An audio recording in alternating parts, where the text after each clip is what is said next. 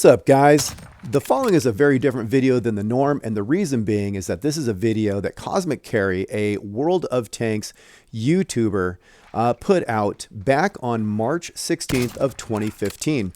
This is a really important video to me. I have much appreciation and gratitude to Cosmic Carrie for this, and the reason being is not only was he of great help when I was just getting started answering some of my technical questions, but also too, he really appreciated the things that I was doing and shared that appreciation with his subscribers on his channel via this particular video. So to pay tribute and to memorialize this, to capture it here in history, and then I'll later save it to one of my playlists here, is that this is exactly how he put it out there, with an introduction, a narrative, while he was playing Call of Duty.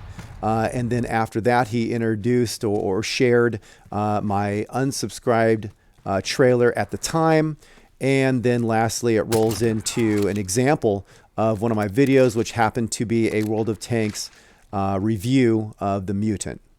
So without further ado, here's what Cosmic Carrie put out there. And thanks again, Cosmic.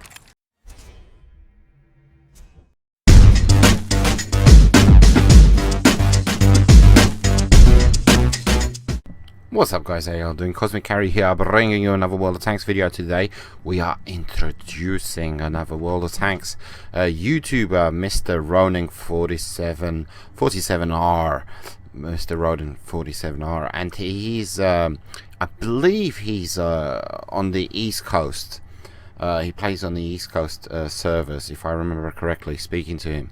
So I'm trying to get together to play with him and all of that good stuff. But he is a fantastic, really great YouTuber, and he's only uploaded a few videos, but he has the touch. He has that magic touch, and you get the impression, like when you watch his videos, that they're he's done this before. You know, maybe he has, maybe he hasn't, I don't know, but he's got the touch. You know, they're really good quality videos, and they're well put together, and they're very entertaining. He has a, you know, his mic is perfect, you know, his quality is perfect, his editing is perfect, you know, and coming from another YouTuber's point of view, it's like, oh, there's a lot of time, there's a lot of effort, there's a lot of dedication put into these videos. You can tell, you can see that. And yeah, he's and he's just started out. He hasn't got that many subscribers. He's like around the 200 mark, and not that many videos. But go ahead and subscribe to his channel, check him out, because you're gonna be, I love the fact that, you know, I discovered these guys, and actually he contacted me, you know, with advice on how to start up the channel, his channel, and all of that good stuff. But it's so cool being part of a channel that just kind of gears up, starts up, and you're there from the beginning, and you can say that you're there from the beginning, and you get to watch the person evolve and grow and all of that good stuff, and because you want nothing but success for them, and you want nothing but good luck, you want nothing but the best for them, because, you know, I feel for him, you know, I feel for these guys, I really do. But especially Mr. RONIN 47R, because his commentaries are really good. His personality just shines through. A lot of you guys, I know a lot of you guys, you know, just watch us just for us commentating, like Mr. Rush Dodge was asking, what do you guys want from my channel? And I ask that question a lot, and most of the time people just simply respond, we just want you talking. We just want to hear you talk, you know, for some reason. And we always respond by saying, huh? You serious? But I'm full of it, you know. And Mr. RONIN 47R, you could listen to him for days, you know. He's a happy-go-lucky guy, you know. He's full of life, he's full of enthusiasm, and I wish him nothing but the best, you know, I truly do. And I cannot wait to play with you, sir. Absolutely good to go. So I'm going to leave you his channel trailer and his video on his review on the Mutant 6. I think it was the Mutant 6, the M6A2E1, yeah, the Mutant 6. Really good. And this actual video was featured on World of Tanks on the forums, on the main page on World of Tanks Xbox360.com. There you go. So good to go. Check him out. Subscribe. Make sure you subscribe. All of that good stuff. Everybody who watches my videos, go and subscribe to all these people. And I'm gonna leave a link right now. It's up on screen. 3, 2, 1. There it is. For my introducing other YouTubers playlist. Take it easy, guys. Adios, muchachos.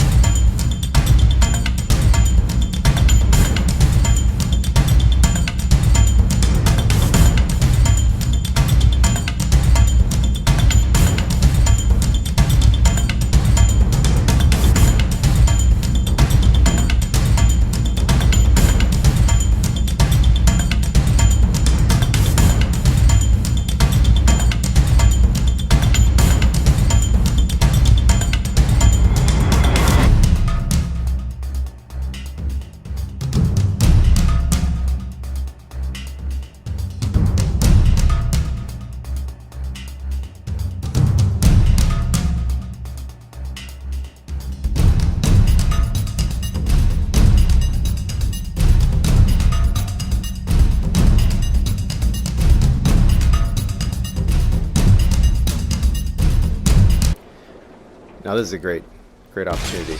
That's beautiful. Victory is ours!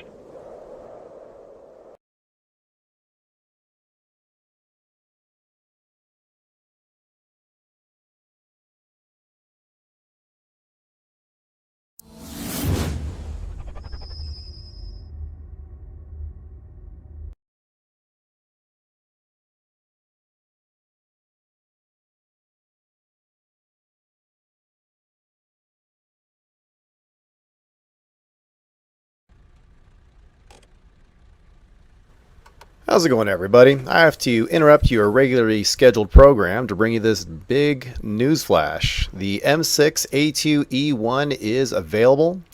I am purchasing it this morning. It came out last night at midnight, and you can see here in the shop the information that they put on the right hand side, little tidbits there, and then I'm showing you what comes with the purchase.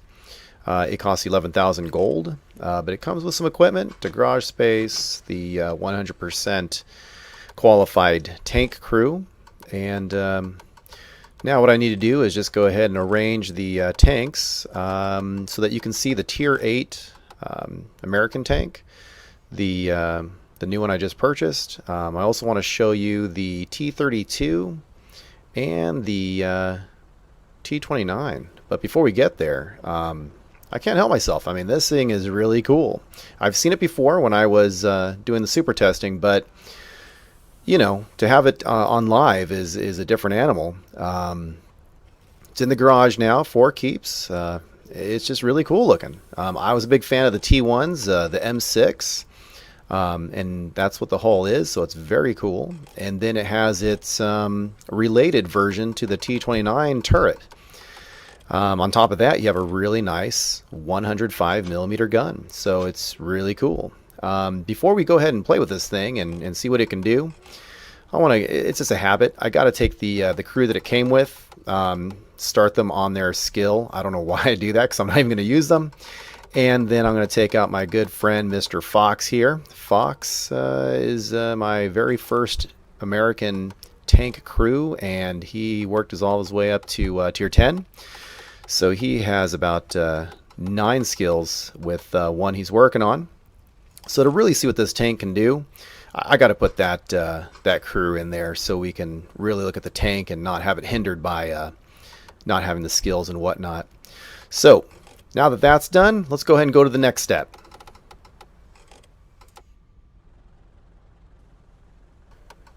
All right, let me go ahead and pull up the 105 millimeter package for the T29, and that way we can take a look at this 105 millimeter gun, T5E1. You'll notice there is a 5.26 rounds per minute, 198 pen, 320 damage, 2.29 aiming time. The accuracy is 0.41, and the view range is 380. So take note of that, and then we'll take a look at the next gun.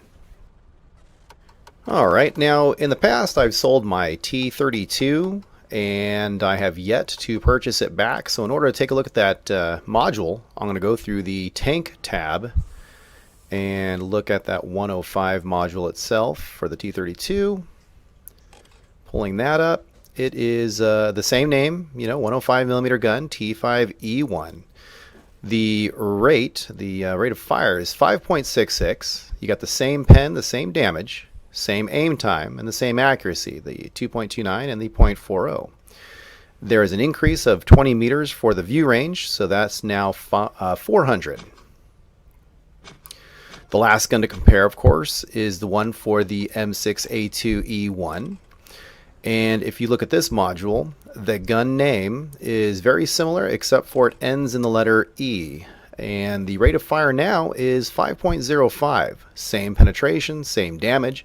You'll notice the aim time has decreased by 0.01 and the accuracy has worsened by 0.01. And the view range is the same as the T29, which is 380 meters. All right, well, so let's go ahead and sum that up. What do all those numbers mean? In English, basically you have a rate of fire that is the slowest between the three of them. You're looking at approximately 11.89 seconds for a reload time without any added bonuses for skills or equipment.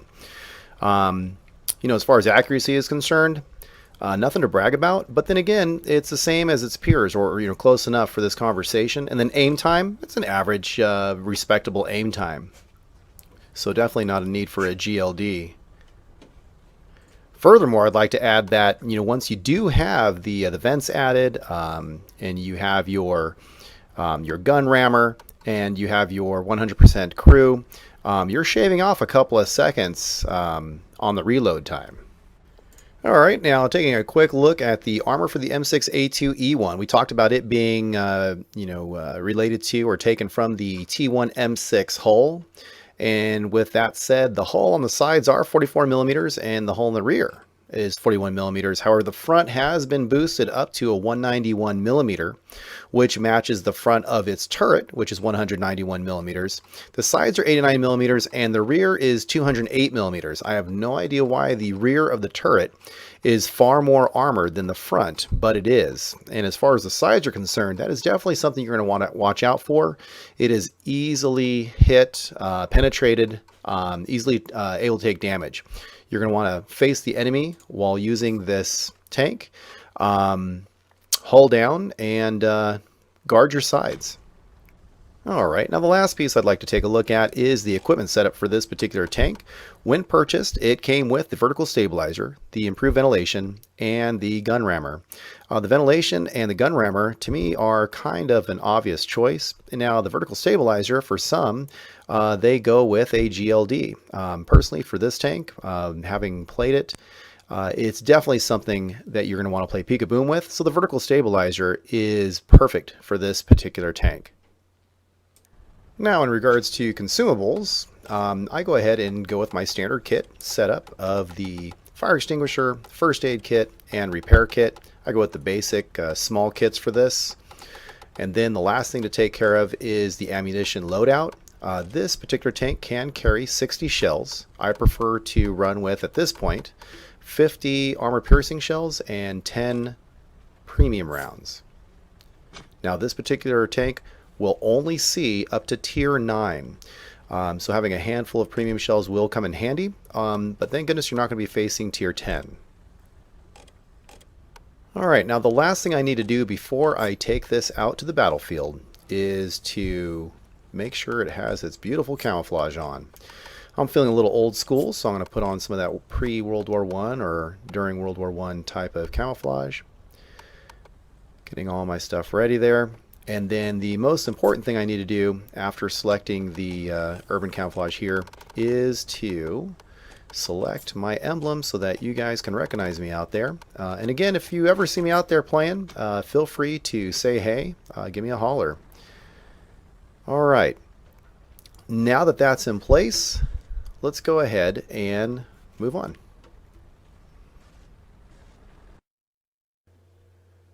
All right, fellow tankers, the first game in the M6A2E1 takes place on El Haluf, and it is a standard battle. And when I say it's the first game, it literally is my first game in this tank.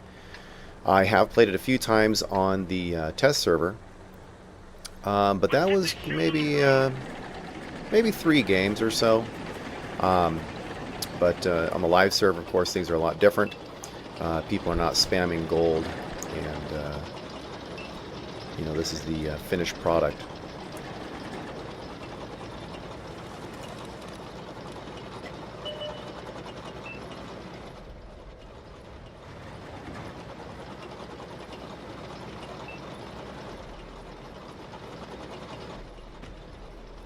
You know, something to take a look at is the tank's height. You know, I know it's written about, they describe the gun depression and the height and whatnot, but really, look at the angle when you aim up. It's incredible. And then, of course, when you aim down or up, it's, gosh, it's I wouldn't say it's 40 to 45 degrees, but it's you know, aiming down is pretty darn good, and aiming up is pretty incredible. And then the size of it next to other tanks, it really dwarfs IS variations, because they're normally, you know, short anyway, but this really is pretty tall.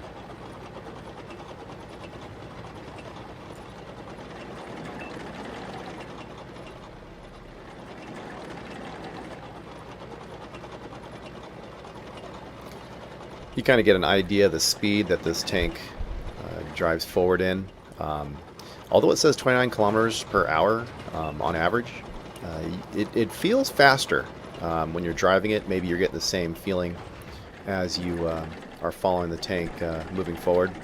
Kind of joke about being so tall that you know, it's kind of an illusion of going fast because the altitude is so high. Now here what I'm doing is, instead of running around the corner here and exposing my hull, I'm doing good old-fashioned side scraping here. And I'm attempting to track this T-29, but as you can see, the shot is eaten by the tracks. And my tracks are absorbing his hit. But finally some damage is really being done. Good example of bouncing. And Tiger P behind me takes the kill, and that's absolutely fine. When I say takes the kill, I'm just stating a fact. Not a big fan of people complaining about stealing kills. I don't know if people truly out there are holding back their fire for the very last moment. I guess they exist, but I don't really worry about that too much. Now look at the height. I'm right up on this T-29 with a little bit of a rock underneath me to give me a little bit of a head, an edge up and over the turret. But the shot went through. You know, went right over the dead T-29's turret.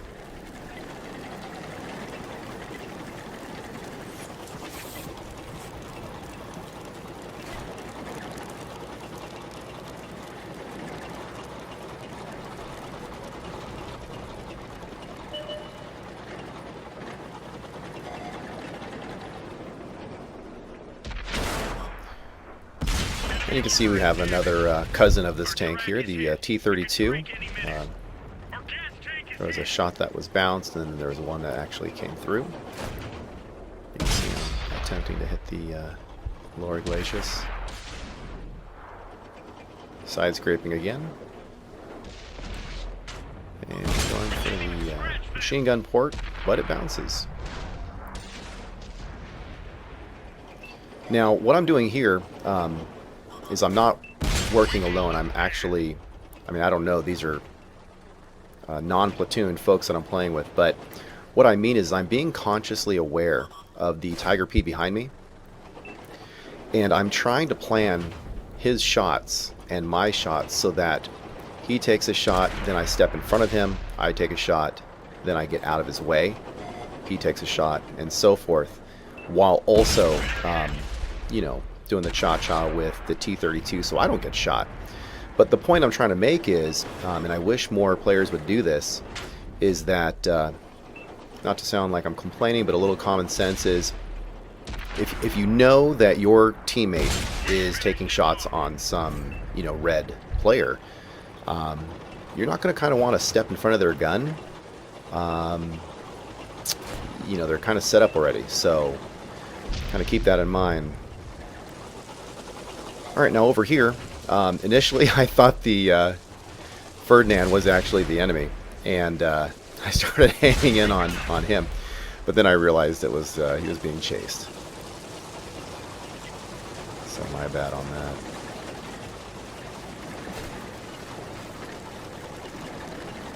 Now you can see going downhill, it did pick up some pretty good speed there. And here goes the IS running away, and this is exactly what I mean.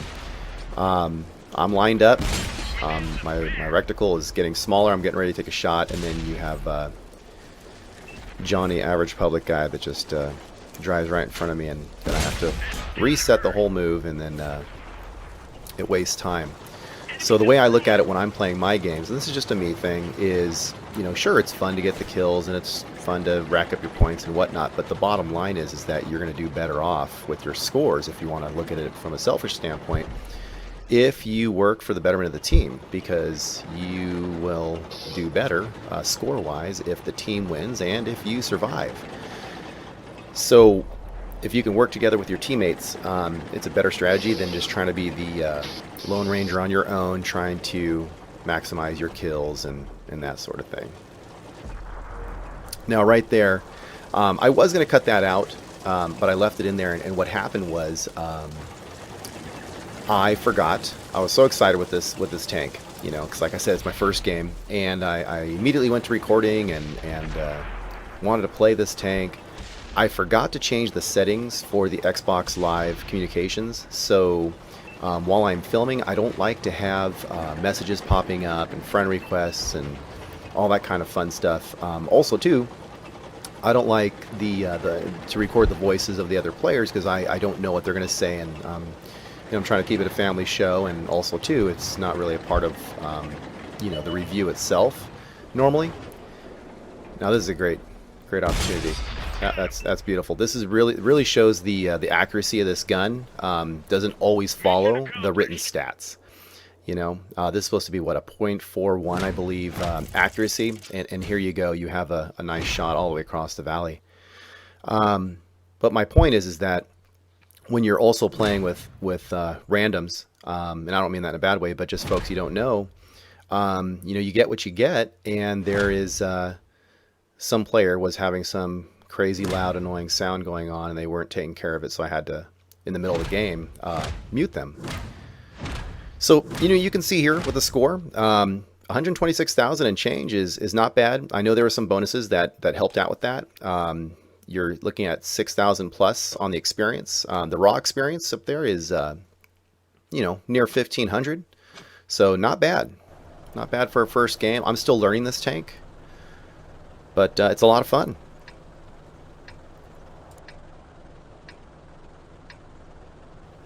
Let's go.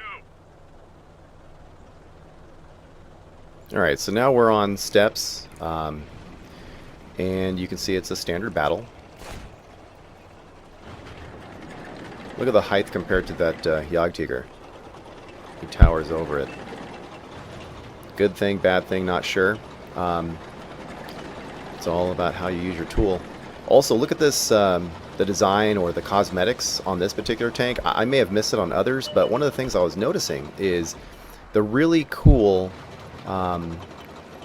used look, for lack of better words, on this tank. Yes, it's painted, but it looks like there are some scratches and some wear and tear on the tank that are not battle damage, you know, from the in-game of taking hits, but just kind of being scratched up and whatnot over time. And I thought it looked really cool, and I look forward to seeing what this game looks like on Xbox One. But that's conversation for another time. Going up that hill, not too bad.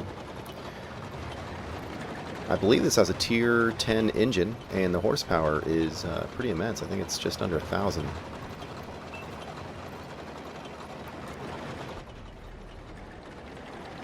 Alright, and some of the things you might notice I'm doing, like some of the hills or moves that I'm making, is yes, I'm playing the game, but I'm also just kind of seeing what this thing can do. How does it behave in certain situations?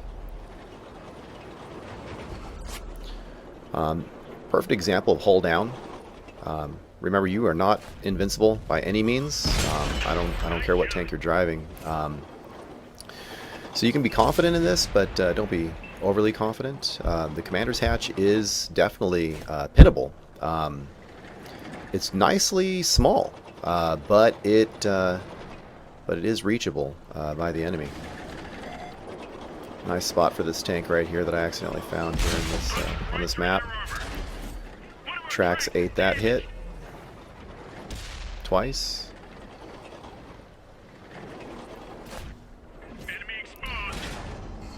So you're looking at 250 meters away.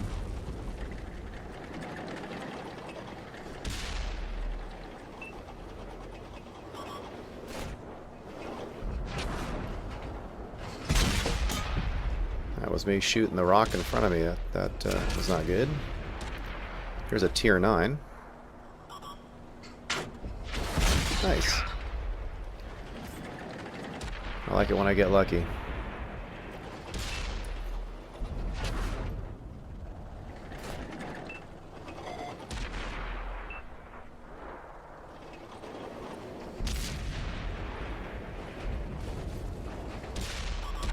Nice tier 7 IS taking the hit right in the chest. Would like to track this tier 9. Didn't get the chance.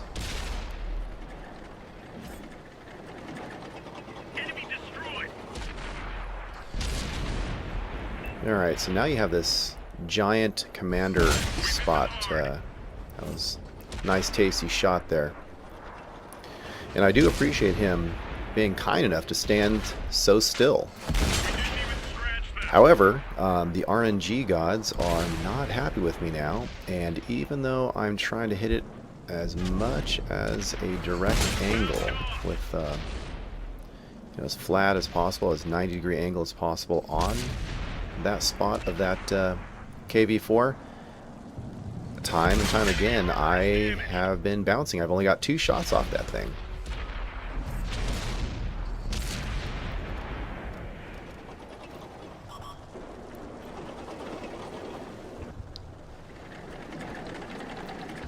I'm also trying to keep in mind that there is 1 artillery on the enemy team, so I have to keep moving.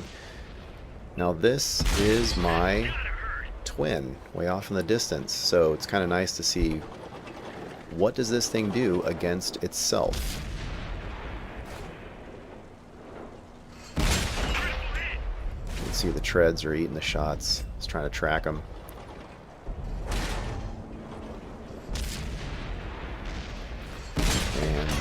Either it's bouncing like there, or he's just got hit points for days on those treads. And then there you can see the inaccuracy of the gun. It went way over the top of the turret, even though I was good to go on the commander's hatch. Trying to go for the turret ring. Believe, even though I aimed at the turret ring, I believe it went to the lower glacis, so somehow got through. Either way, I'll take it. I'll take a hit. Anytime RNG wants to give it to me, that's fine. Alright, so now that T-30 was tracked, but sadly no one was in position to take advantage of that. He looked like he repair kitted because it was very quick. Now he is a dead T-30.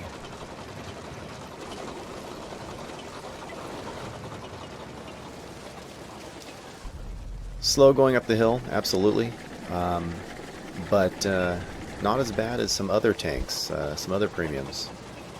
I'm really happy with this one. It seems like for a premium, it is really close to its peers. Now this is where I'm salivating, so I'm trying to pedal as fast as I can to get over there so I can get one more hit. If I'm lucky, heck, a kill, but just love to get a little bit more damage on somebody. Hello. And he bounces because he moved. How dare this guy try to stay alive? It's so rude. Yay! And the crowd goes wild. Happy days. So like I said, I'm really happy with this tank. It's really fun. You know, just keep in mind you are not invincible. Don't let that Godzilla height fool you, because you can absolutely be damaged. Look at that, 122 plus for money and 45 for experience. Yeah, good times. I mean, even with the multipliers and you're getting some awards and whatnot, absolutely. But even if you're to divide that out, that's, you know, I'm okay with that. It's a pretty good earner.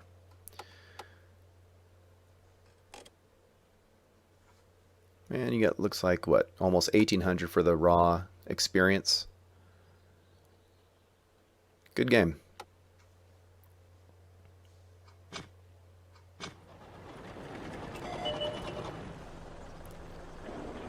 All right, now this is, I don't know what was going on yesterday, but I was getting the steps map out of about 13 games, because that's about all I played. I believe I had steps at least 3 times, so it's kind of interesting. So I took this little piece of the battle. I'm not showing you the whole battle, but there was a characteristic that this tank has, which is the height, that was very interesting that I accidentally found out about on this map in this position, as luck would have it. So here you go. I might have actually connected with him had he not moved, and I'm just simply pointing that out, not, you know, hey, look at me, but hey, look at the tank. It says, what, 0.41 accuracy, I believe, and yet, like another game, I pointed out, it has pretty good accuracy. I mean, look at that, dead center, and look at the height of that rock in front of this tank. It's practically the same height. I reverse to get a little bit of elevation, and I was getting some good hits, you know. This next battle is the Muravanka map, and it is a standard battle. Now here I'm torn because I'm new to this tank, and I'm just kind of deciding, you know, hey, what are my random green brothers in arms and maybe sisters in arms out there? What are they doing? So I don't want to run off to one end of the map all by myself. I like playing this side of the map with the forest for heavy tanks, well, for other tanks as well. Saw some friends coming along, so I thought, okay, I'll give it a try. But like I said, I'm a little nervous because, you know, I'm still getting to know this tank. I still am trying to figure out how much it can bounce, how much I can push the limits and that sort of thing. And you never know. Sometimes you just get a bad flip of the coin and everybody on the Reds coordinates and rushes you like a zombie horde, and they overwhelm you. In this particular tank, well, heck, any tank, but especially tanks like this, where he is not going to be fast and quick on his feet and all that kind of fun stuff. And he's only heavily armed on the front. He reminds me of kind of the Super Pershing in a lot of ways. You don't want to get people surrounding you. You start getting into a brawl. One-on-one, maybe you're going to come out bleeding, but maybe you can pull it off. But you really don't want to be brawling. You want to be in situations like this. Let other people use their eyes and light them up for you, and use support. Depending on who you're with and what map, etc., you can do a little bullying and push on the front like an assault style tank, but you know, it's risky.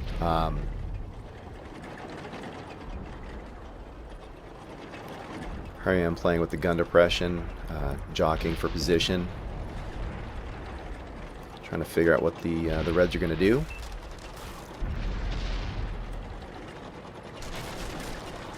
not much to my left, so I feel kind of confident to squeeze around this side and take some cheap shots at this guy here. It's a tasty tier 9.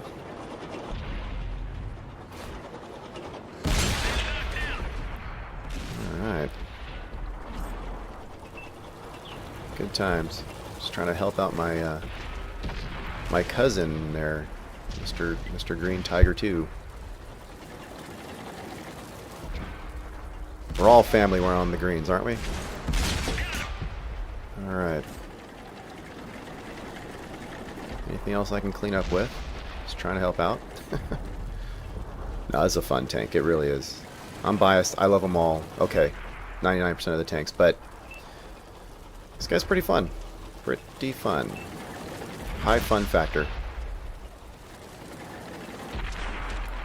Now this is that T25/2 that I punched in the face at the very beginning of the round.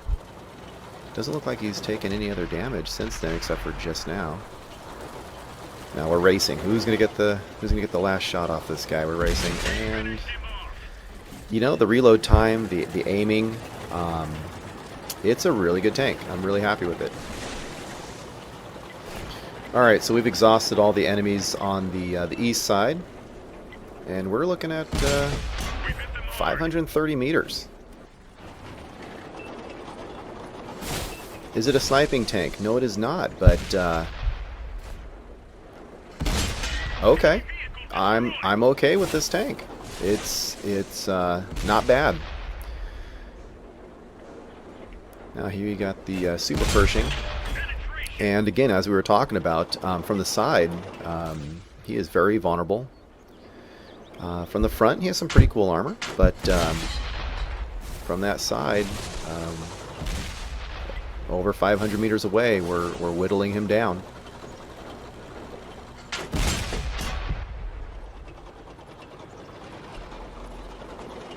Well, looks like I'm not going to be getting the last hit on this guy. He's going to be cleaned up. It's too far away. Alright, good job, Greens. Good game. Woohoo!